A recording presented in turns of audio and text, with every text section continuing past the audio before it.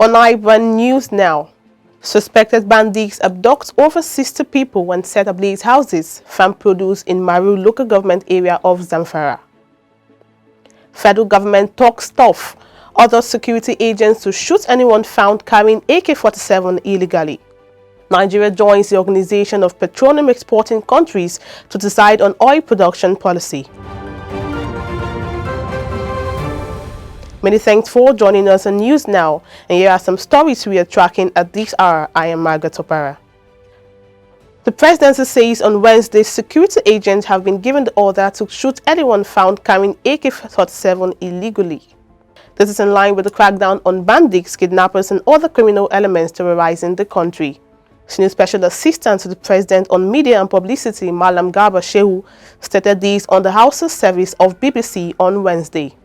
National Security Advisor Babagana Mugono had announced a presidential directive that service chiefs should be hard on criminal elements to secure Nigeria. And also, the federal government has directed all public servants on salary grade level 12 and below to continue working from home till the end of March 2021.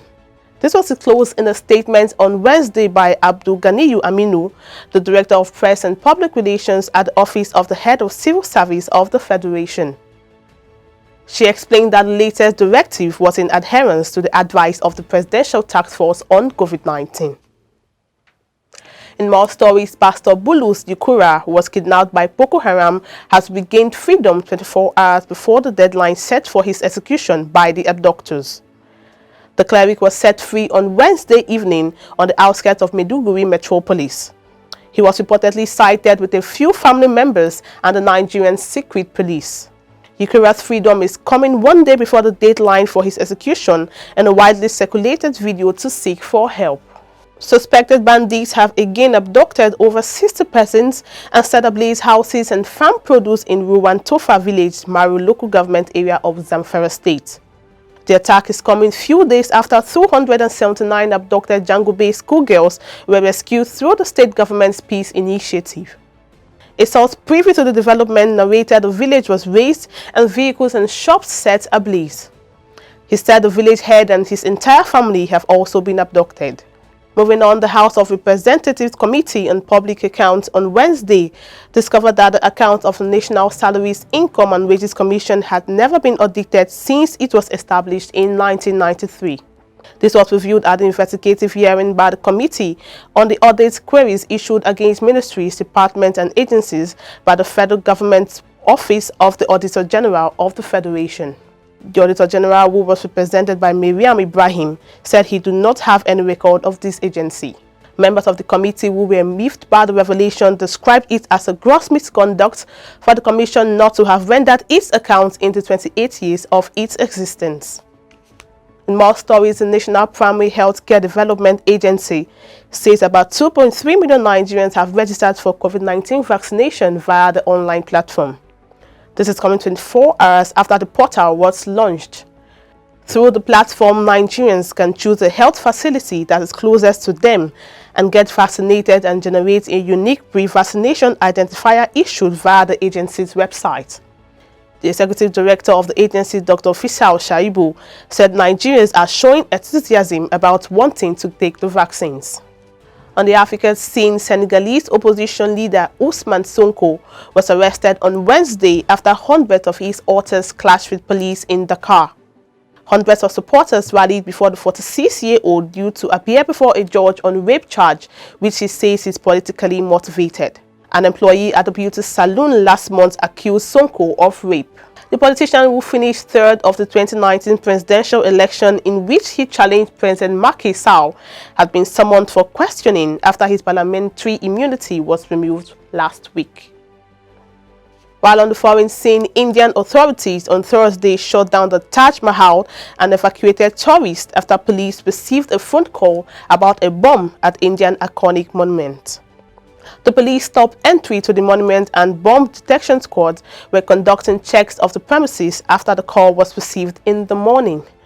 Area Police Chief Rajev Kumar Singh said the caller said he would blow up the monument, but the police have not found anything so far. In business, resurgent worries about rising U.S. bond yields hit U.S. stocks heavily, and its most recent trading session Global investors are currently waiting anxiously on what the most powerful monetary policymaker, Jerome Powell, will say on the risks of a rapid rise in long-term borrowing costs. The fear of higher U.S. bond yields undermined riskier assets like U.S. stocks and other global equities. Stock traders are trading cautiously on a macro that revealed the benchmark 10-year U.S.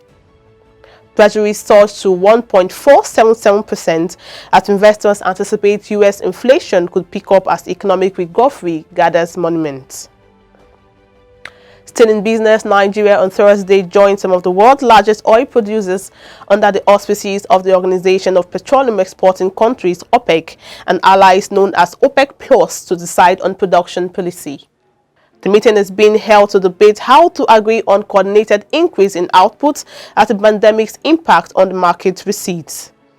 Meanwhile, oil climbed to $64.65 per barrel on Thursday morning as the market awaits the decision of a crunch meeting of the Organization of Petroleum Exporting Countries, OPEC, and allies.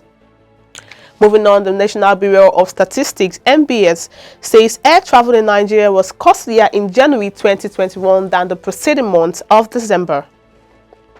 Average airfare by air passengers for specified routes single journey increased by 0.02% month-on-month and by 18.27% year-on-year to 36,463.65 naira in January 2021 compared to 36,454.59 naira in December 2020. States with the highest airfare were Anambra 38,600 naira, Cross River, Jigawa, Lagos 38,500 naira, Bauchi 38,400 naira.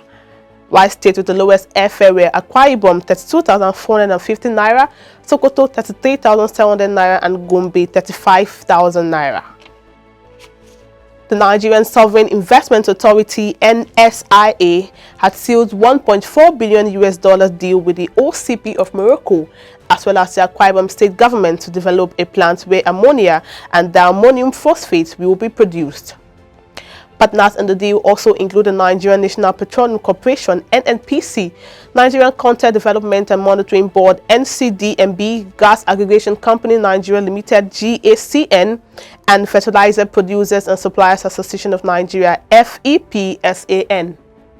The new deal comes under NSIA gas industrialization strategy and will drive implementation of the multi-purpose industrial platform project.